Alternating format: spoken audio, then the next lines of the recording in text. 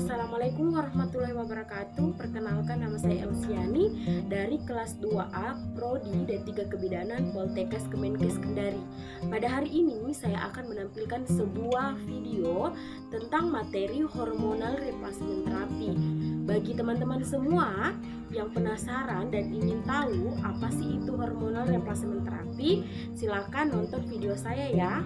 Baik, kali ini saya akan membawakan sebuah materi atau sedikit pengetahuan, yaitu tentang hormonal replacement therapy atau HRT. Mungkin teman-teman akan bertanya-tanya apa sih itu HRT, karena mungkin memang masih terlalu awam di telinga teman-teman semua. Jadi di sini saya akan menjelaskan terlebih dahulu. HRT atau hormonal replacement therapy atau terapi sulih hormon atau TSH ini merupakan pengobatan untuk meredakan gejala-gejala menopause yang biasanya timbul akibat penurunan hormon reproduksi pada wanita. Selanjutnya, kita akan mengetahui terlebih dahulu pengertian dari menopause. Jadi, menopause merupakan proses alami yang dialami oleh setiap wanita. Namun, bagi sebagian wanita, masa menopause merupakan saat yang paling menegangkan di dalam hidup. Karena ada banyak kekhawatiran yang menyelubungi pikiran wanita ketika memasuki fase ini. Kekhawatiran ini berawal dari pemikiran bahwa dirinya akan menjadi tidak sehat, tidak bugar, dan tidak cantik lagi. Kondisi tersebut memang tidak menyenangkan bagi setiap wanita. Menopause merupakan suatu bagian dari proses penuaan yang sangat alamiah, normal, dan irreversibel yang melibatkan sistem reproduksi wanita. Menopause di sini dikatakan dimulai sejak 12 bulan setelah haid terakhir. Berdasarkan survei Perkumpulan Menopause Indonesia tahun 2005, usia menopause rata-rata wanita Indonesia 49 kurang lebih 0,20 tahun. Adapun keluhan-keluhan yang biasanya terjadi pada masa menopause diantaranya gejala vasomotor atau gejolak panas, muka berwarna kemerahan yang disertai dengan keringat banyak terutama pada malam hari, sulit tidur, lekas marah, mudah tersinggung, pelupa, tidak dapat berkontraksi, libido menurun, sering haus, dan ada juga beberapa gangguan pada kulit. Di antaranya kulit kering, rambut rontok, gatal-gatal di daerah kemaluan, gangguan pada mata, dan kadar kolesterol menjadi meningkat. Biasanya gejala yang timbul pada wanita menopause ini merupakan akibat dari kekurangan hormon estrogen. Maka pengobatannya pun dengan pemberian hormon pengganti estrogen yang dikenal dengan istilah terapi pengganti estrogen atau hormonal replacement therapy atau HRT. Jadi, apakah semua wanita menopause dapat diberikan HRT? Jawabannya tidak semua, karena ada beberapa menopause yang menderita penyakit seperti hipertensi kronik, obesitas, menderita penyakit kelenjar tiroid atau sedang dalam perawatan, menderita atau dengan riwayat penyakit hati yang berat, kanker payudara, dan gangguan fungsi ginjal, tidak dapat diberikan hormonal replacement terapi. Terapi sulih hormon.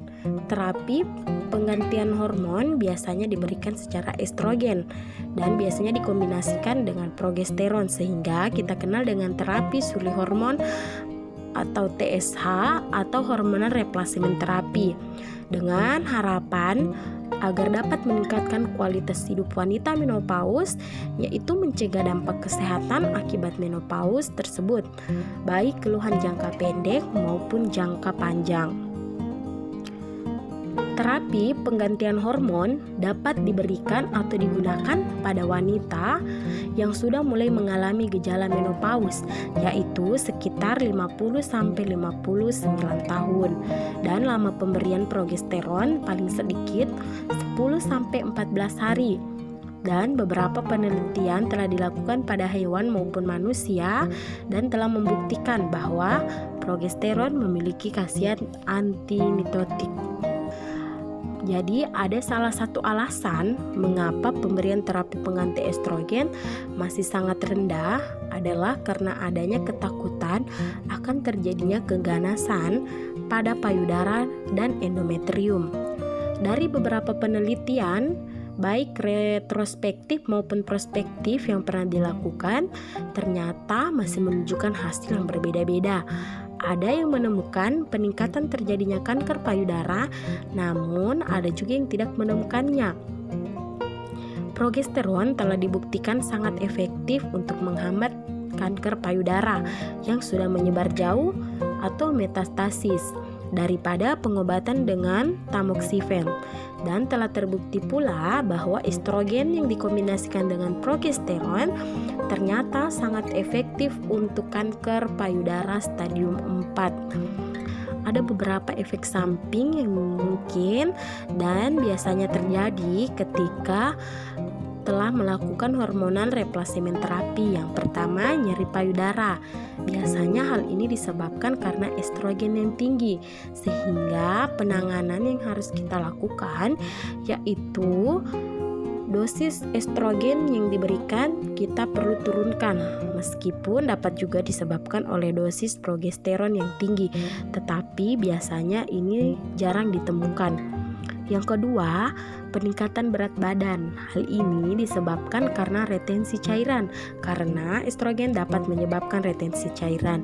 Maka penanganannya yaitu dosis pemberian perlu kita turunkan. Yang ketiga, perdarahan bercak atau spotting. Hal ini juga disebabkan oleh dosis estrogen yang rendah, sehingga penanganan yang perlu kita berikan yaitu dosis perlu kita naikkan, atau dapat juga disebabkan oleh dosis progesteron yang tinggi, maka dosis pemberian progesteron perlu diturunkan. Yang keempat, perdarahan banyak atau atipik. Hal ini disebabkan oleh dosis estrogen yang tinggi, sehingga dosis estrogen perlu kita turunkan, sedangkan dosis progesteron kita naikkan. Yang terakhir atau yang kelima yaitu sakit kepala atau migrain dan leukorea atau keputihan. Hal ini disebabkan oleh estrogen yang terlalu tinggi, sehingga dosis pemberiannya perlu dikurangi. Selanjutnya, bagaimana pengamatan lanjutan yang kita berikan kepada wanita menopause yang telah melakukan hormonal replacement terapi? Jadi, setelah kita berikan terapi sulih hormon, maka 1 bulan kemudian pasien kita minta untuk datang kembali dengan tujuan untuk melihat apakah yang efek samping terjadi atau apakah dosis yang diberikan terlalu tinggi atau terlalu rendah. Bila tidak ada masalah, maka pasien dianjurkan untuk kembali setiap 3-6 bulan. Dan setiap kali datang, kita wajib mengukur TTV-nya, yaitu tekanan darah. Kita menimbang, dilakukan peraban payudara, pap smear, dan pemeriksaan laboratorium kimia darah, seperti pada saat pertama datang dan pemeriksaan ultrasonografi genitalia interna. Setiap 12 bulan dilakukan pemeriksaan USG dan densitometer tulang, dan setiap 3 tahun dilakukan pemeriksaan payudara dengan USG dan mamografi.